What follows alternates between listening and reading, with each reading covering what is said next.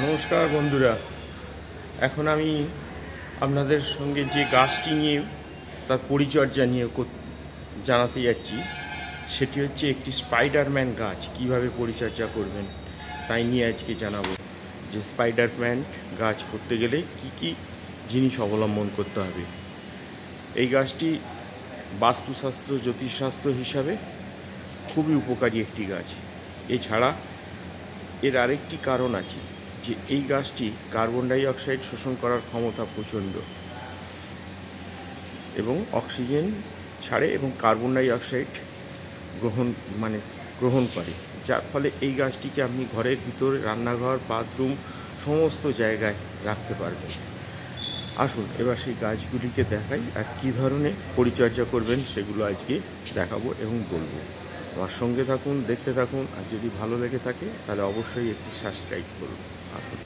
এই spider plant গাছ আলো ছায়ার মধ্যে থাকতে খুব ভালোবাসে। এই গাছ কড়া রোদ পাতা পুড়ে যায়, ফলে গাছটি এমন জায়গায় রাখবেন যে সকালে 2-1 ঘন্টা এবং বিকেলের মিষ্টি রোদটুকু পায়, এইটুকুতেই যথেষ্ট। ভর দুপুরের রোদ থেকে একে নিরাপদে রাখার চেষ্টা করুন।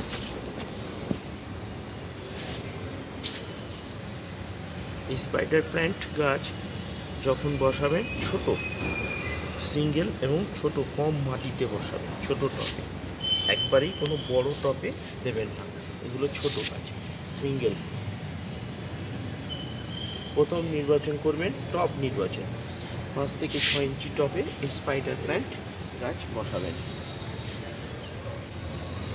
এ তো বললাম টব নির্বাচন। এবার আসা যাক মাটি।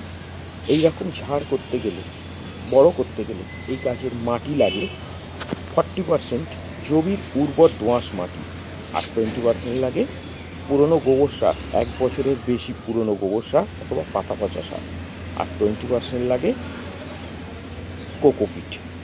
আর দেবেন কি, আর দেবেন 20% বালি। কেন দেওয়া হয় বালিটা? বা যাতে টবেতে জল না জমে, তার জন্যই এইভাবে মাটি তৈরি করতে পারলে। এবং এর সঙ্গে দিয়ে দেবেন 2 চামচ শিংকুচি গুঁড়ো। ব্যাস, ফিনিশ, মাটি তৈরি। এরপর আসা যাক জল। কিভাবে জল দেবেন? মাটি গেল, টব গেল, এবার জল। এই গাছ জল খুব সহ্য করতে পারে না। 1 বছরের পুরনো, এক সপ্তাহ বেশি, একবার, 1 সপ্তাহে একবার এই গাছে জল দেবেন। বেশি জল দেবেন না। মাটি শুকনো থাকলে তবেই এই গাছে জল দেবেন, এর বাইরে জল দেবেন না। বেশি জল পেলে এই গাছ নষ্ট হয়ে যায়। তাহলে কি হলো?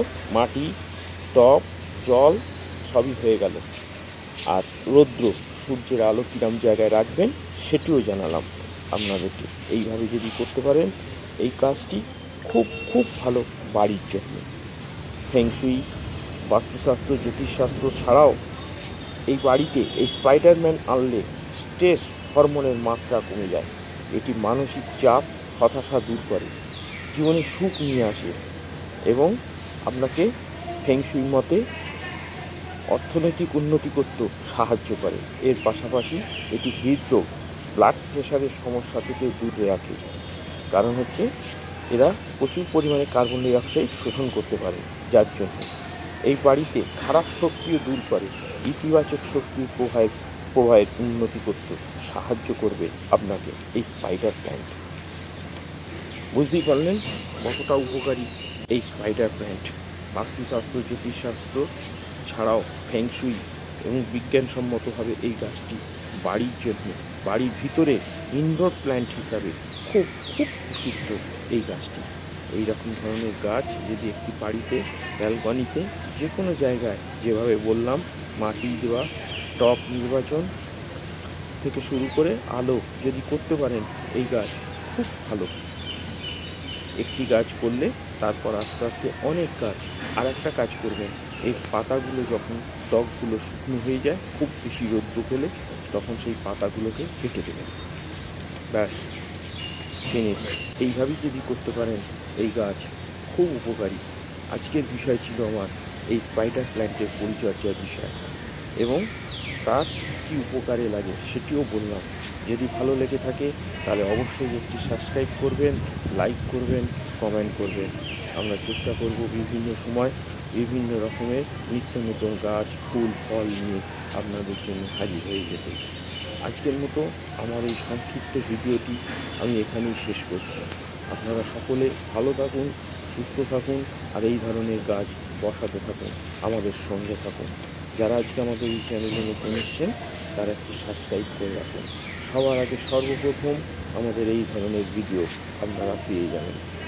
আজকের মতো আমি বিদায় নিলাম। আবার দেখা হবে নতুন কোনো একটি গাছ, ফুল, ফল নিয়ে।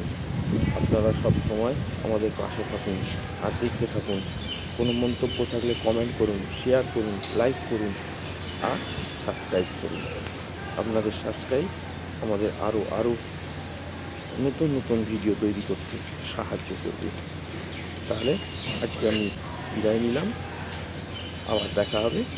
নমস্কার।